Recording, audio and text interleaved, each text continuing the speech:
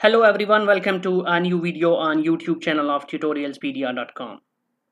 In this video, I will step by step explain how we can implement a web service using TIBCO BusinessWorks 6. If you haven't subscribed to my channel before, please subscribe to the channel so that you are able to get all the videos uploaded into the channel. So here is the use case that we will be implementing. Basically, we will be implementing a very simple user management scenario in which I will be implementing one SOAP web service based on HTTP protocol, and it will be implemented using two operations. One operation to add new users into the database, and there will be another operation to fetch any user's detail from the database. I will be using a top-down approach for this implementation, where I will be first making the contract in the form of a abstract WSDL, and based on the WSDL I will proceed with the implementation of all the operations. And for this web service implementation tutorial, I will be using Oracle database in the backend. So here is the database table with the name users that we will be taking into consideration for this tutorial. This is a simple table with 3 columns: user ID, username, and user status. I have already populated it with some values and with some records, as you can see. And for this table, user ID is automatically generated based on a sequence, and then we have username and user status in the string format. So without further ado, let's directly jump into the implementation part using TIBCO Business Studio. I have already opened Business Studio and created a project, and as you can see here with the name SOAP Service Tutorial, and we have the project as well as a project module. So we will directly jump into the implementation. So inside the module, since I'm going to use top-down approach, which is also known as contract first approach, so I will first create a WSDL for my web service, and based on that abstract WSDL I will be implementing the operations. So let's go to the resources, service descriptors, and here we will click on this, right click new, and then we will choose other, and here we will choose WSDL. So we will be choosing this WSDL file as we are going to create an abstract WSDL. We will click on next, and here we have to give a name for this WSDL. Let's name it as user service.WSDL.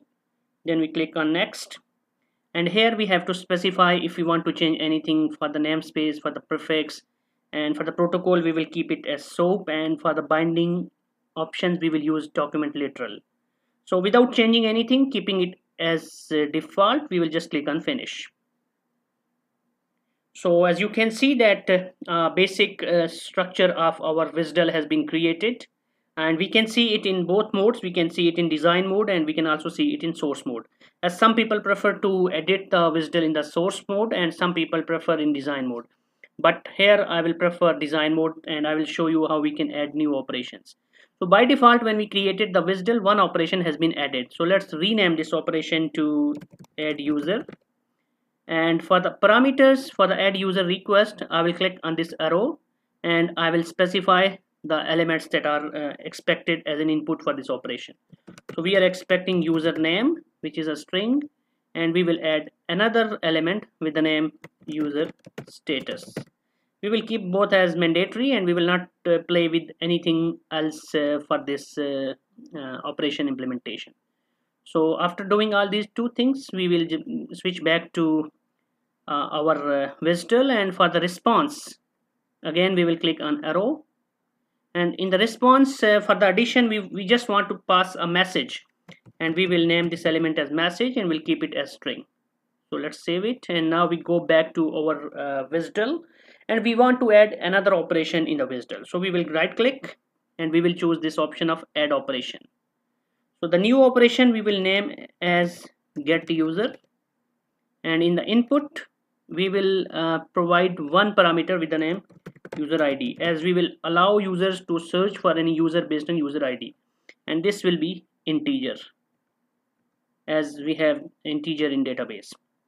And for the response, again we will go to the WSDL, and we will click on this arrow, and here we will specify the response structure of our get user operation. So we will be returning username, and also we will be adding another element. By right clicking, we will choose add element, and we will name it as user status. So basically we will be returning these two elements as response to get user operation.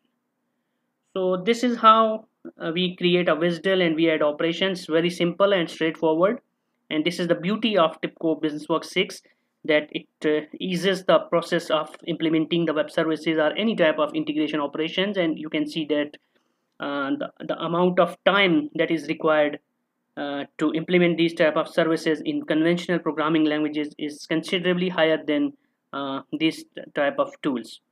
So let's proceed after we are done with the creation of our WSDL.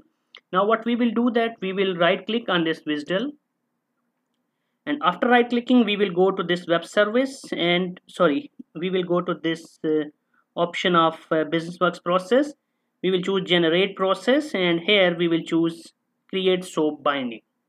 So when we will do this uh, create soap binding option, when we will use this, then it will automatically create the implementation process and all the associated binding. So we will click this, and as you can see that we have a process already created with the name user service.bwp. This process will be under our processes folder in the package that has been created. So this is the process that has been created, and now we need to do the actual implementation within this process. In our case, since we are going to use Oracle in the backend, so first important thing that we need to have is our connections. As it's a HTTP based SOAP service, so we need HTTP connection, and we also need a database connection. So if you see in the resources, I have already created both connections. Let me show you first HTTP connection, and I have just added a HTTP connector and just use one of the available port 8087 in my case, as this is one port which I found is available. Any port which is available in your machine and not in use, you can choose that. And for JDBC connection, I'm using Oracle in my local machine. I have Oracle Express Edition. So here you can see that I have chosen connection type as direct. I have provided username and password. I have selected Oracle driver for the database driver, and the database URL, it's in my local, so it's localhost colon 1521, and service name is XE. And with this, when I click on this test connection, I see that successfully connected to Oracle. This means that my connection configurations are correct. So this is how we create JDBC connection and we create HTTP connection. Now we switch back to our process implementation. And for the sake of simplicity and not going into the details and nitty-gritties, I will not be handling the error scenarios, and I will not be going into the advanced concepts. Rather, I will just implement happy scenarios, and expecting that whatever we do will be only for the happy cases where user will be entering correct information, and we are not adding any fault as well in the response. So let's one by one implement both of these operations. First we will use this add operation, and for this add operation I will right click inside, and I will choose add activity, and then from the JDBC I will choose JDBC update, as this JDBC update activity is used for adding or updating any type of database records. So I chose this JDBC update, and let me rename it to add user. And after that, for the JDBC shared resource, I need to select the connection, and it has selected the connection. Now I go to statement, and here I will write my SQL. I will write insert into users.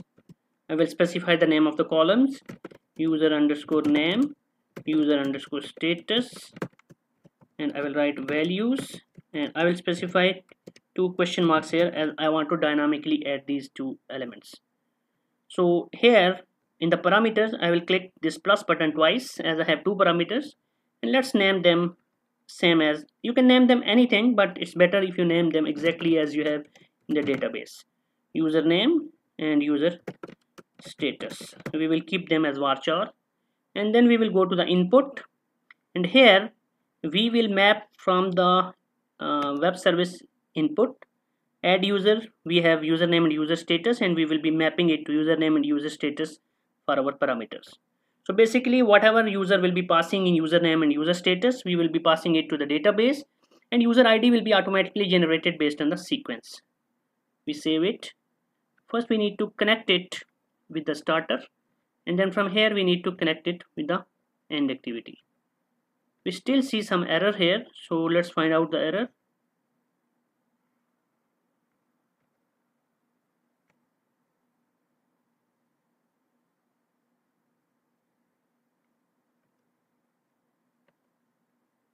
Okay, now error is gone as it was not saved. So in the end activity we will be just passing a message. So in our case what we will do, we will just concat the name of the user and state that this has been added. Concat user, and here we will pass the username. I will just map it from add user input username. I will drag it here, this user, and I will concat has been added successfully. So this is the message I will be returning back to the client. So this is how we implement our first operation. Now we will implement our second operation, which is get user. In case of get user, we will have to use JDBC query. So we will right click, add activity, we will go to JDBC and we will choose this JDBC query. Let me connect it with the transitions from the start to the JDBC and then JDBC to the output. JDBC query, let me rename it to something more meaningful, get user, and we have already database connection selected, and then we will go to statement, and here I will write select, let's keep it select static from users, where user underscore id is equal to question mark, and this question mark will be mapped to this parameter that we will add by adding this clicking on plus button. So name it as user underscore id, and this is the type integer, so let's choose the type as integer.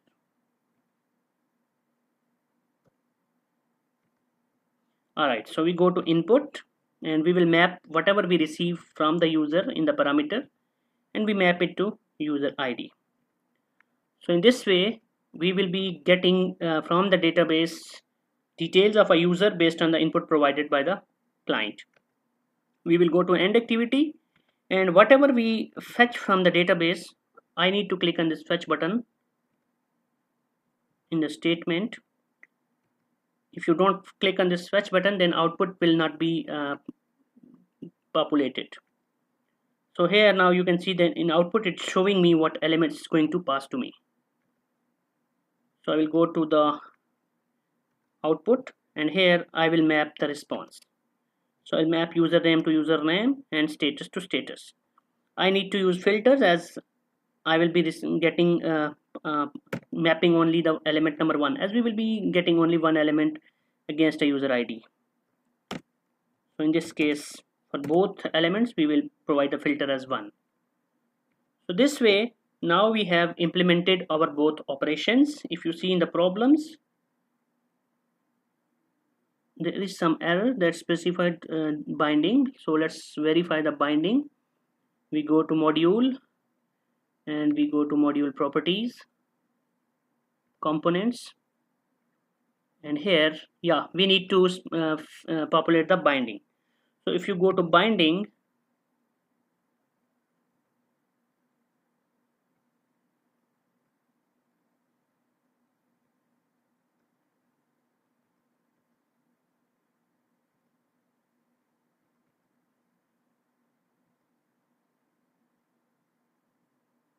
let me go my service,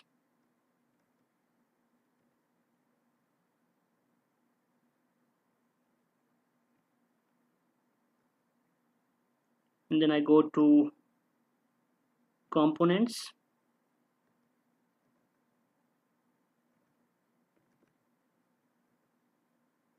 so service binding,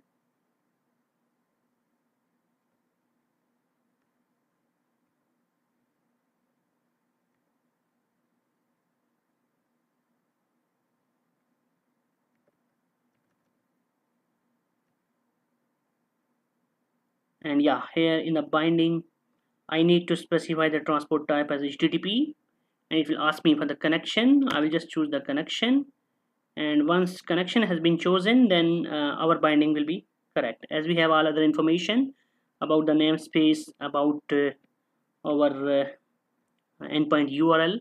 So we just save it, and now we have done the binding. Error should be gone. Yeah, we can see that there is no error now.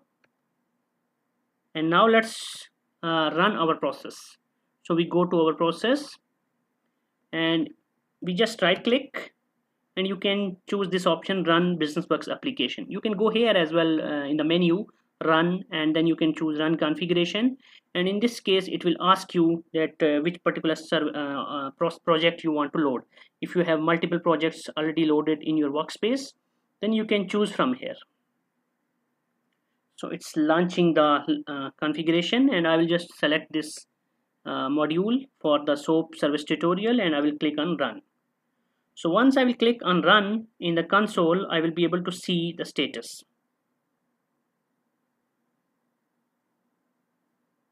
It will take a bit of time depending on the project structure. If you have too many things in your project, or if your machine specifications are low, in either case it will take a bit of time. So once it takes your project and loads it and starts running, then you will be able to test it. So let's wait for a couple of seconds, and after that what we will do is that we will fetch the WSDL dynamically, and then we will use SOAP UI and we will hit the service. Let me show you the database. Currently we have records with the user ID 19 up till 24. So we will query out of these, and we will also add new users. It started by Business Studio, and after a while I will use L endpoint, and I will be able to find the endpoint.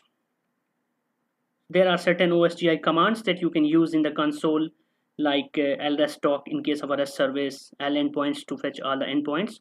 So I'll show you, and then we will proceed with our testing.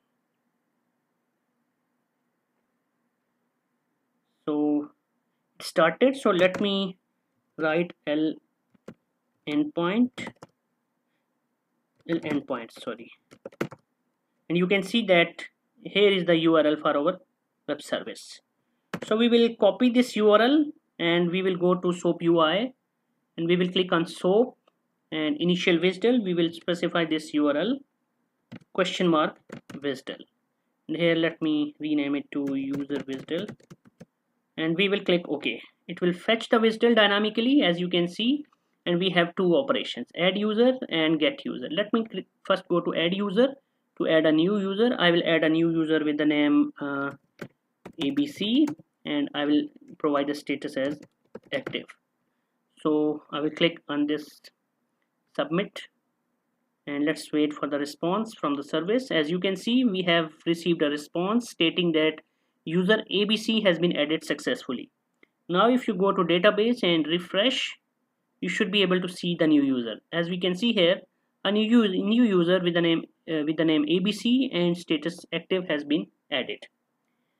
Its ID is 41 because the last sequence value was 40, and there are certain records from this table removed from my site before the tutorial. That's why it's not exactly after 24, as sequence was already moved to 40.